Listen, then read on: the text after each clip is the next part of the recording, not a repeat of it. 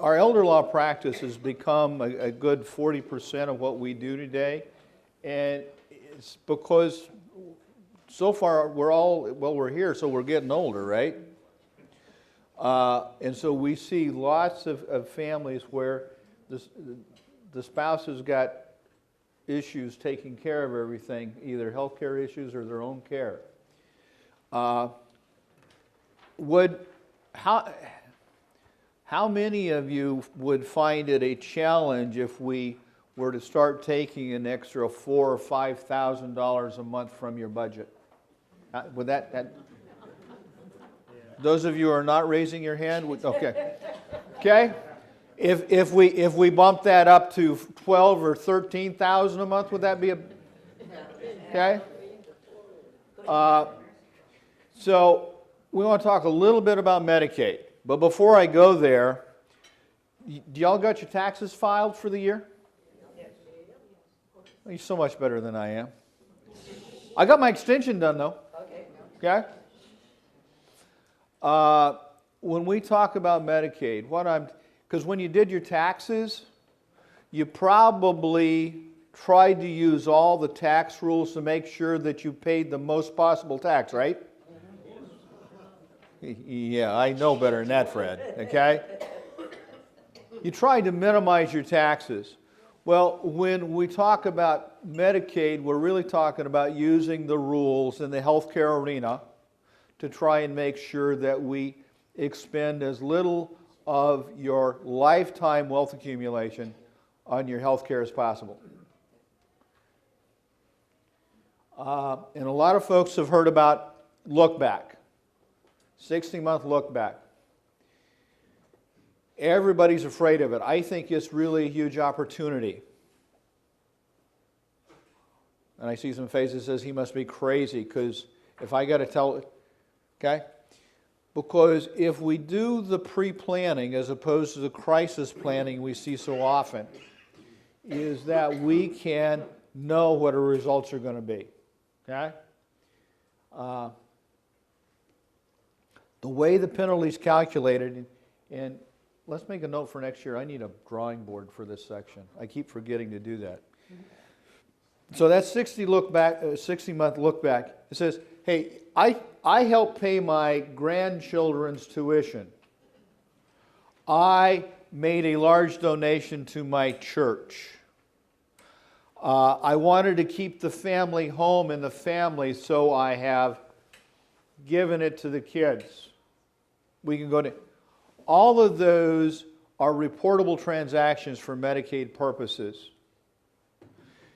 We have clients who want to make gifts to children, okay?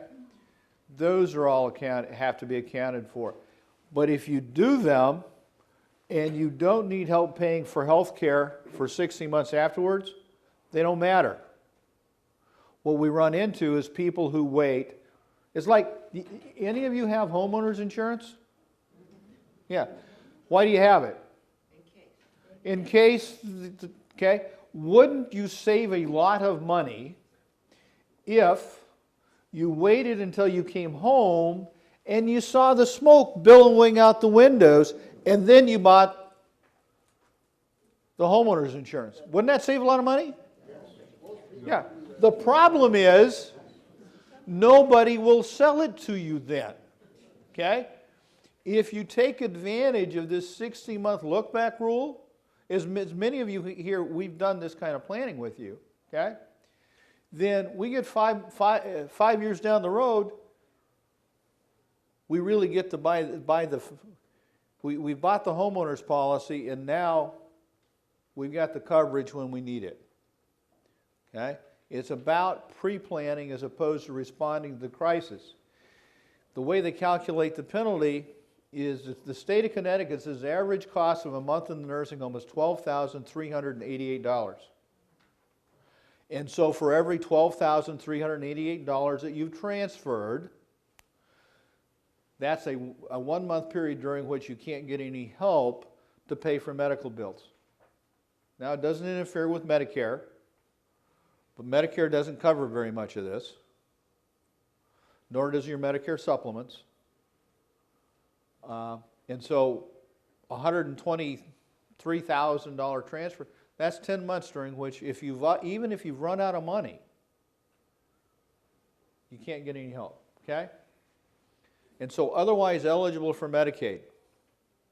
If you're single, you can have $1,600 in assets. That's not income, that's assets.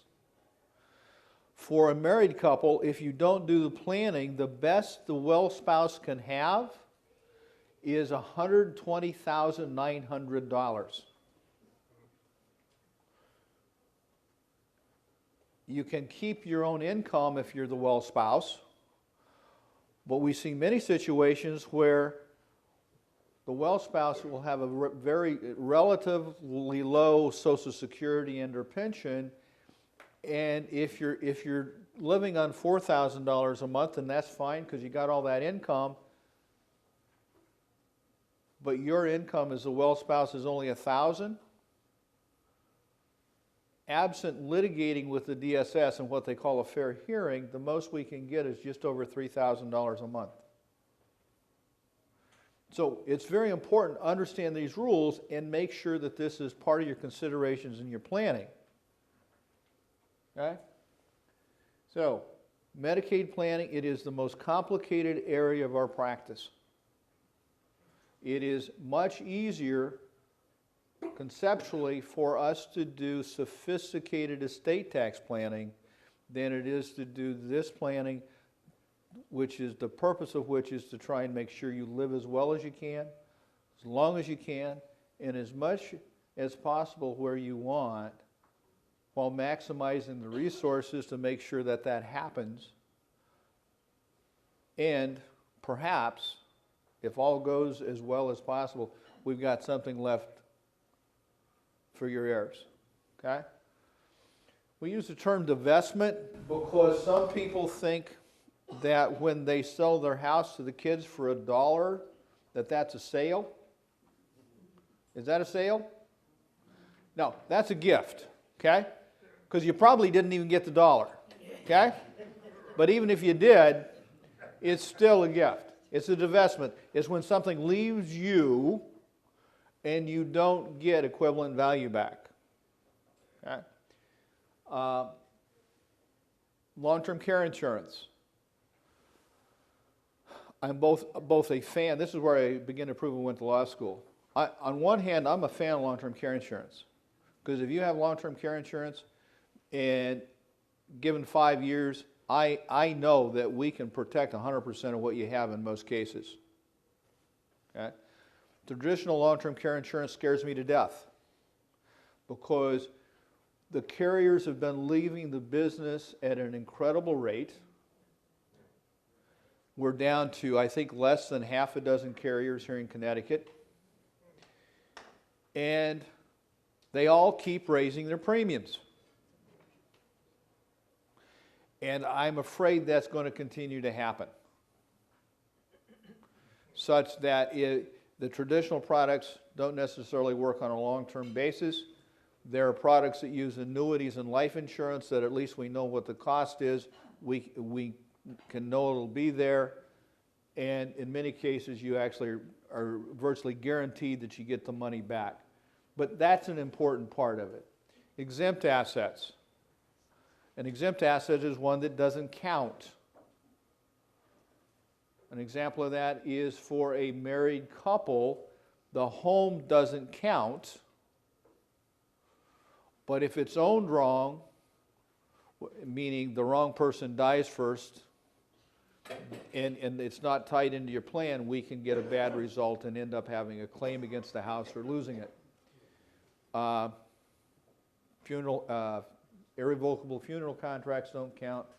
Medicaid trust, we can use irrevocable trust as a means of protecting assets to make sure that no matter what happens, we can get the result we want. Notion of Medicaid wills.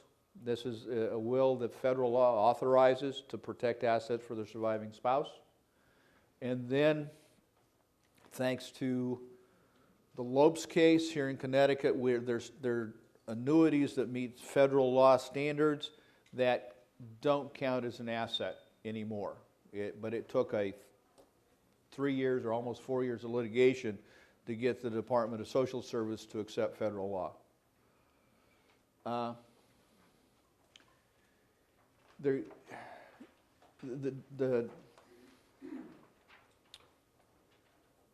When it comes to gifting, there are a number of cases where we've had issues with issues with powers of attorney not being able to make effective gifts. This is something that in our practice you don't have to worry about because we're aware of it. We've dealt with it decades before these cases came up. But we have to make sure that if we use the power of attorney to make a gift, that we comply with the instructions in the power of attorney. So if you're named as an agent under a power of attorney for someone, before you make a transfer to yourself or anybody else, you need to talk to us so that you don't end up creating a problem that was totally avoidable.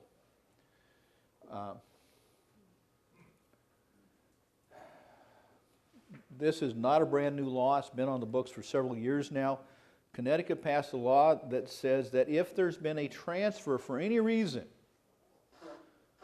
and within 2 years of that transfer, the individual has a nursing home bill that they can't pay because they've run out of money, the nursing home is authorized by statute to sue whoever received the transfer, not only collect their full rate, but also get their attorney's fees, assuming they prevail. So if we have serious health issues, you need to be talking to us and make sure that you don't have any of these kind of things that could come up and bite you. Okay? And the nursing homes continue to use this to pursue family. Irrevocable trusts. Some of you have irrevocable trusts that are really, really irrevocable, but a whole lot of you have irrevocable trusts that were designed primarily, almost exclusively, to protect assets, and so they're very, very modifiable. We either doing that through the provision of a trust protector who's given the authority to make changes or adjustments, is called upon by changes in the law or circumstance. It's almost never the trustee, because in many cases the trustee is a family member, and having them have that authority can give us problems. Or if you're the trustee of your own irrevocable trust, we can't give you directly that authority because that makes it more revocable and it can come back. In many cases, the trust maker, the person who created the trust, they may be given access to the income, but if it's going to work to protect assets so they don't count for Medicaid, that principal can't be available to you, not $1. You can blow it up by taking the dollar. If you have a right to income and you don't take it, then you made a new contribution to the trust, which can blow it up. So it's very important that if you have one of these plans, that you, before you don't do something you've been told you should do, or do something that you're not sure about, you need to call and talk to us, and we'll answer those questions. Okay? Is there an advantage to an irrevocable? Absolutely, because done properly, nobody can take away from you what's put in there. The other thing is that as opposed to giving directly to children, do bad things ever happen to children? They get sued, they get divorced, they file bankruptcy. Okay? What you put into an irrevocable trust for them, nobody can take away from them either. And that's why we use these. We see lots of cases where a family wants to protect assets, and so the way they do it is they take it from the senior generation and they give it to the younger generation. And who has the most risk? You know, it's usually the younger generation for any number of reasons. And if we're doing it because we want to maximize family resources, then we don't want to lose those assets no matter who has the problem. The wealthy have been using these techniques literally for centuries. In fact, some of the laws we have on the books are because of what some wealthy folks did effectively. A fellow by the name of John D. Rockefeller, you might have heard of him. He made an incredibly effective use of trusts. Okay? In fact, Rockefeller Plaza came out of trust about, well, whenever it was sold, sometime in the last decade. It had been an irrevocable trust designed for John D. Rockefeller's family over 100 years before that. But just because it's in a trust doesn't mean beneficiaries can't benefit from it.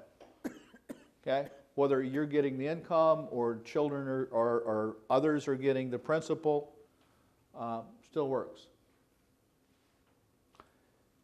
The 5-year rule for Medicaid, we talked a little bit about the 3-year VA rule.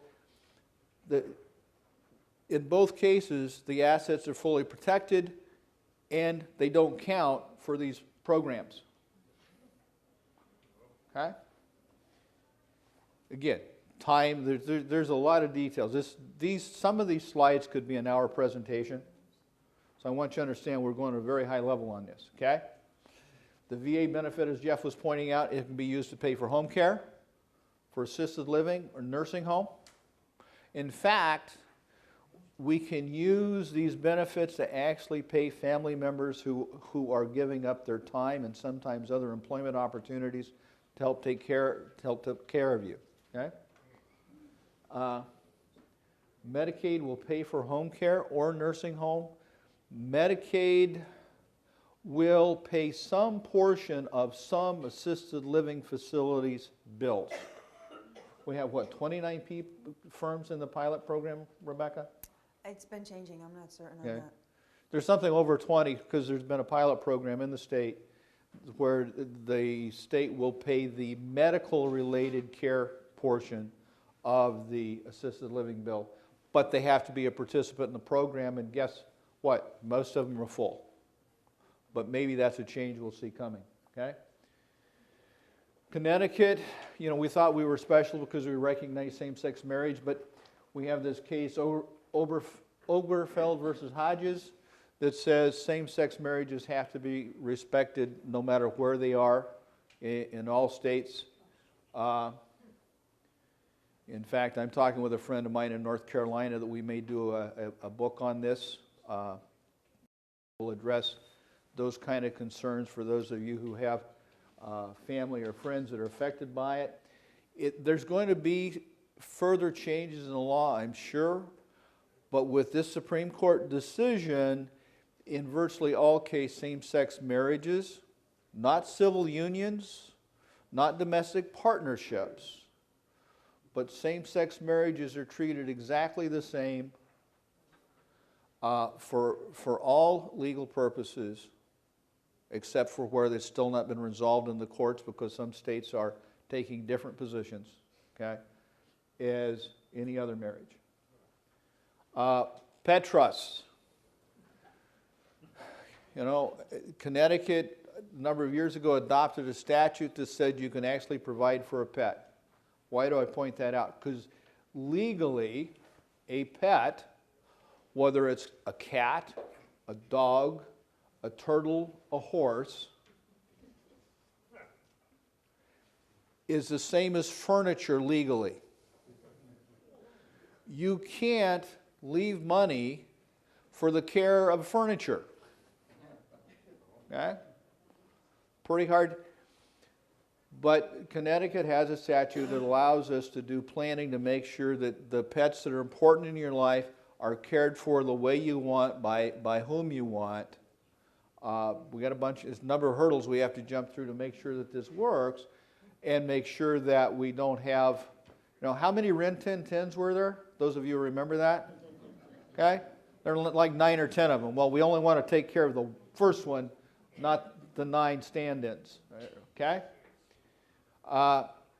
Now, Gun Control Act, National Firearms Act, Connecticut gun laws.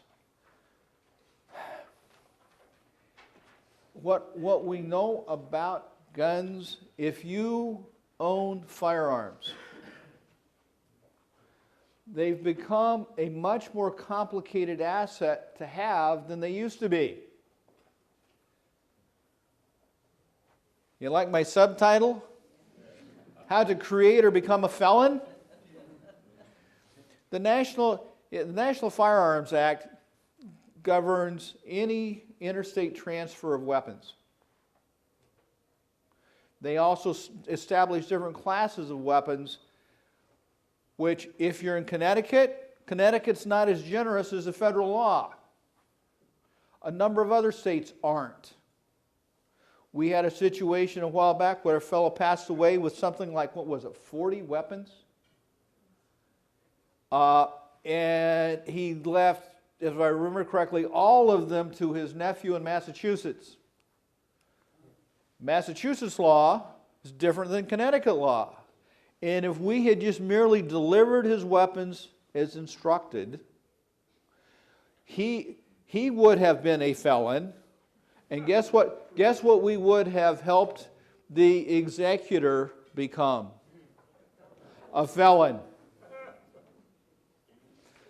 So, if you have firearms, it's wise to make sure we know so we can advise you about the proper approach to take with them. Because even if they all stay in Connecticut, you may have weapons that are issues.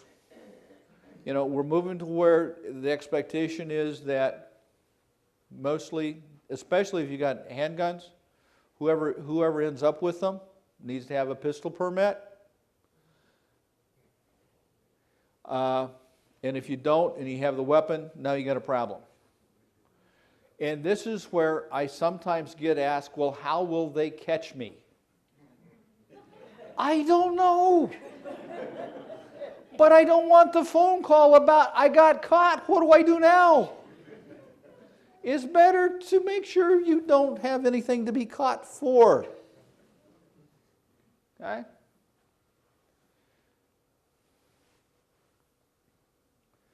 Connecticut continues to play with their probate fees.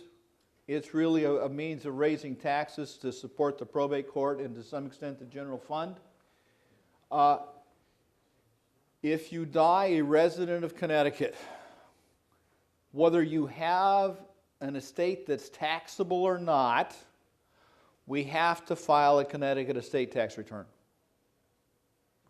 And if it's non-taxable, it goes to the probate court. The clerk looks at it, and they say, what do they say, Rebecca? When I file them, they say, that looks good, here's your bill. Yeah, this is a way of generating revenue. If it's more than $2 million, so it's a taxable estate, we're going to pay some estate tax in many cases, okay? And when they first changed the law, we actually had people say, well, what happens if I don't file and so I don't pay? We read the statute and we said, well, there's no downside. Would you believe somebody figured that out? And so now there is what they call an in-court lien. It's a lien that exists even though it's not on the land records. And it applies to any of the real property that was owned, whether it was owned outright or in your revocable trust or in many of your irrevocable trusts. And ultimately they can attach the property on sale, and the executor, whoever had control of the property, is ultimately personally liable for the tax plus 6% interest compounded every year, which maybe sounds like a pretty good deal, but remember, we had these folks that sold Manhattan. They got like $24. If from the time they got that $24, they got 6% compound interest on it, they'd own the whole country. It can become a big problem depending on the size of the estate. Okay? Connecticut, I used to be able to say that Connecticut's had the same power of attorney statute since the late 60s. In 2015, they decided to fix it. where there are a lot of known problems. It took them, what, about 43 pages of legislation to fix what was, for most cases, a 2-page document. And they did such a good job in 2015, then in 2016 it only took about another 12 pages to fix what they did the year before. Okay? So there have been substantial changes to the law. We have updated all of our planning to take into account those changes. We've got a number of cases that we're seeing where inheritance has been disputed because of paternity issues, and these we're going to see with in vitro fertilization and all of that. We're going to see more of these kind of things. So if you have any of those issues in your family, be sure and let us know about them. Clark versus Remacher. It's a U.S. Supreme Court case that said that when you transfer an IRA or other retirement plan to a child or somebody other than yourself, that asset is no longer protected. Because what's important I think one of the most important features of IRAs, whether it's or Roths or 401k plans, is nobody can take that asset away from you. Creditors can't get to it. And so if you ever have any financial difficulty, you don't want to take money from that account. Your creditor can't make you. It puts you in a totally different position of negotiating with them. But as soon as that passes on to a child or a grandchild, if you don't do special planning for it, then if they have a bad financial event anytime during their life, that account can be taken away from them and you have the ability to protect it. And that's part of what we learned from this U.S. Supreme Court case, which was was that 2 years or 3 years ago? Okay? So with that, why don't we take about a 7-minute break?